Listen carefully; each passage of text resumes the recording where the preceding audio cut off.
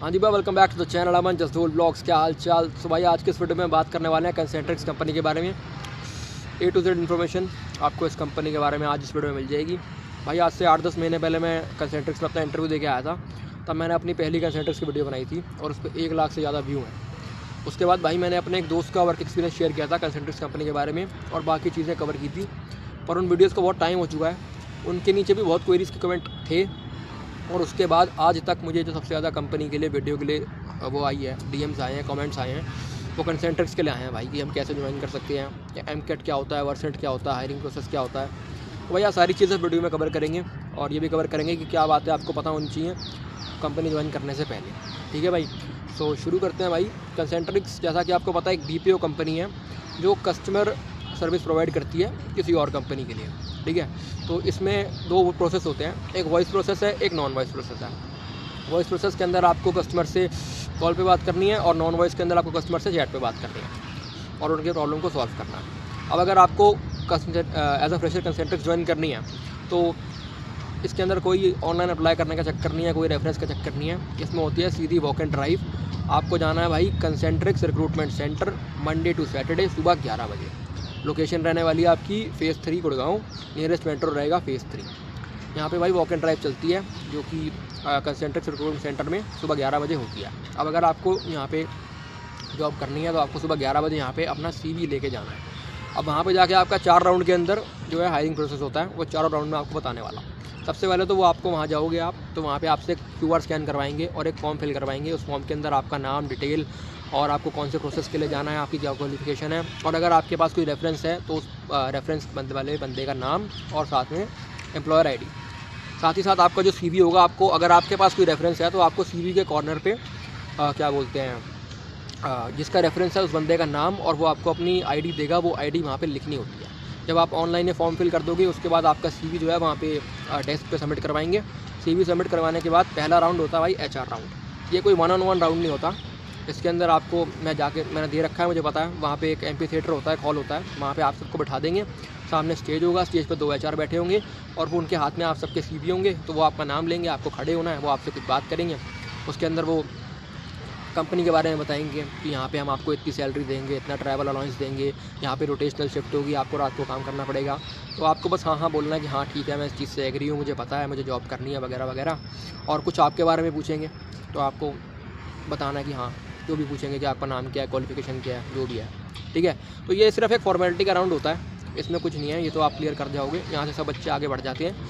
हाँ, वो नहीं आगे जाते जिनको वो कुछ बातें क्लियर करते हैं, जैसे कि मैं आगे नहीं गया था क्योंकि मुझे पता नहीं था कि वो नाइट शिफ्ट देते हैं और डे शिफ्ट देते नहीं है। तो उन्होंने कहा यहाँ पर नाइट शिफ्ट होती है और करनी पड़ेगी, किसी को दिक्कत तो नहीं है। तो मुझे दिक्कत थी तो मैं बाहर आ गया था। ठीक है, तो HR राउंड में कोई दिक्कत नहीं, वो आपका आराम से क्लियर हो जाएगा। उसके बाद होती है आपकी असेसमेंट। इसमें होता है 2 राउंड। पहला राउंड होता है भाई आपका MCAT का। MCAT के अंदर भाई वो आपसे करवाते हैं पैराग्राफ राइटिंग, जो होती है 300-400 वर्ड का आपको एक पैराग्राफ लिखना होता है। टॉपिक वो आपको देंगे, उस पर आपको वो 300-400 वर्ड का पैराग्राफ लिखना है विदिन 15 मिनट्स। अब अगर वो कंप्यूटर पर टेस्ट होएगा तो उसके अंदर आपकी टाइपिंग स्पीड भी देखी जाएगी और साथ के अंदर आपकी इंग्लिश की वोकेबलरी और आपके ग्रामेटिकल मिस्टेक्स सारी चीज़ें कवर होंगी। तो आपको एक अच्छी सी इंग्लिश के अंदर पैराग्राफ राइटिंग उस जो भी टॉपिक होगा उस पर लिखना है। और इंग्लिश अगर आपकी स्ट्रॉन्ग नहीं है लिखने लिखने में या जो भी है, तो आपको अगर इंटरव्यू में तो कोई दिक्कत नहीं होगी, पर आपको अगर टेस्ट निकालना है तो इसके लिए आपको इतनी इंग्लिश तो आनी चाहिए कि इसके अंदर आपका पैराग्राफ राइटिंग है, आगे जो भी चीज़ें होंगी उसमें आपकी ग्रामेटिकल मिस्टेक ना हो, वोकैबुलरी मिस्टेक ना हो। ठीक है, पैराग्राफ राइटिंग आपका हो जाएगा तो आपका MCAT क्लियर हो जाएगा। 15 मिनट का आपको इसमें टाइम देंगे। उसके बाद आपका आता है वर्सेंट। वर्सेंट के अंदर आपके 3-4 चीज़ें होती हैं। पहली होती है डिक्टेशन, आपके कान में हेडसेट लगा देंगे। उसके बाद AI कुछ बोलेगा और आपको जो वो बोलेगा उसको लिखना है। ये नॉन वॉइस प्रोसेस के लिए होता है। अगर आप वॉइस प्रोसेस के अंदर होगे तो जो आपके हेडसेट में वो बोलेगा आपको वो चीज़ रिपीट करनी है। ठीक है, ये होता है वॉइस प्रोसेस के लिए। डिक्टेशन के बाद होते हैं फिल इन द ब्लैंक। आपको एक सेंटेंस देंगे, उसके अंदर एक फिल इन द ब्लैंक होगा, आपको वो भरना है। मतलब एक नहीं देंगे, ऐसे बहुत सारे देंगे और आपको फिल इन द ब्लैंक भरना है। उसके बाद है आपकी ईमेल राइटिंग। आपको एक टॉपिक दे देंगे, आपको ईमेल लिखना होगा और उसके लिए आपको ईमेल का फॉर्मेट पता होना चाहिए। आपको घर से अपना ईमेल का फॉर्मेट वगैरह देख के जाना है और वहाँ पे आपको टॉपिक देंगे, उसके अंदर आपको ईमेल लिखनी है। उसके बाद भाई होती है आपकी स्टोरी राइटिंग। स्क्रीन के ऊपर एक स्टोरी आपको दिखाएंगे, लिखी होगी, आपको वो पढ़नी है, फिर वो स्टोरी गायब हो जाएगी, फिर आपको वो स्टोरी अपने शब्दों के अंदर लिखनी है। भाई इन सब चीज़ों के अंदर आपकी इंग्लिश ठीक ठाक होनी चाहिए, क्योंकि अगर आपकी ग्रामेटिकल मिस्टेक होगी या इंग्लिश सही नहीं होगी तो फिर आपके नंबर कट जाएंगे। और आप बाहर हो जाओगे। तो भाई ये हो गया HR राउंड, फिर MCAT, फिर बरसेंट। जब आप ये सब क्लियर कर लोगे फिर आपका होता है मैनेजेरियल राउंड, मैनेजेरियल इंटरव्यू।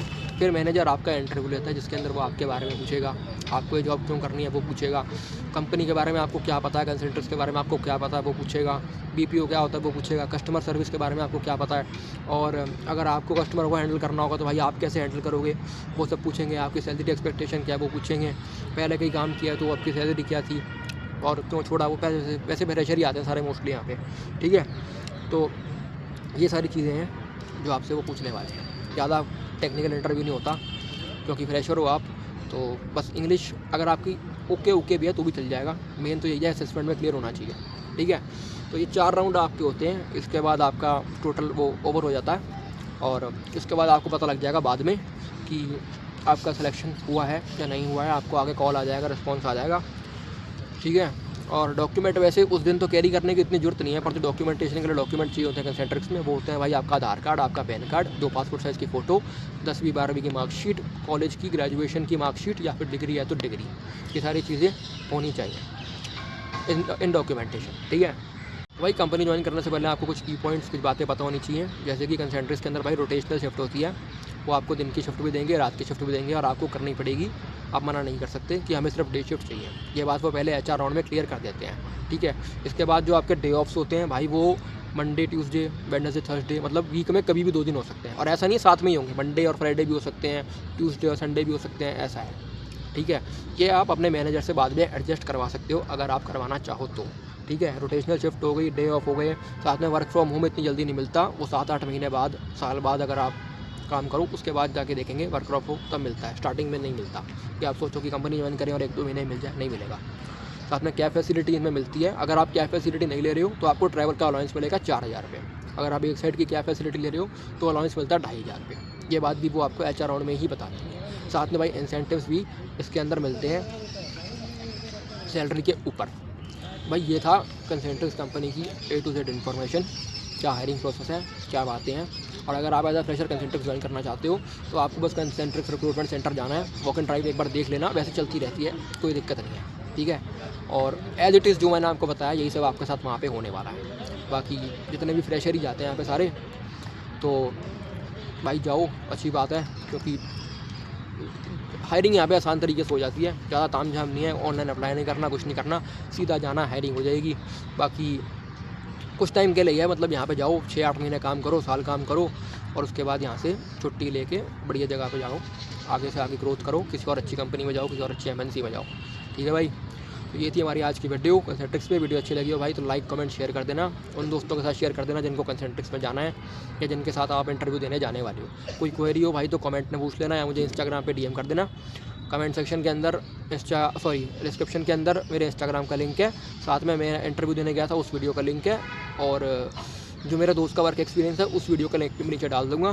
बाद में लोकेशन, साथ में लोकेशन भी डाल दूँगा उसकी, कंसेंट्रिक्स रिक्रूटमेंट सेंटर की, और कंसेंट्रिक्स का क्या बोलते हैं, लिंक भी डाल दूँगा उनकी साइट का। सारी चीज़ डिस्क्रिप्शन में आपको मिल जाएंगी, ठीक है। वीडियो बढ़िया लगी हो, अच्छी लगी हो तो लाइक, कमेंट, शेयर, चैनल को subscribe. Till then keep loving, keep supporting and thank you for watching.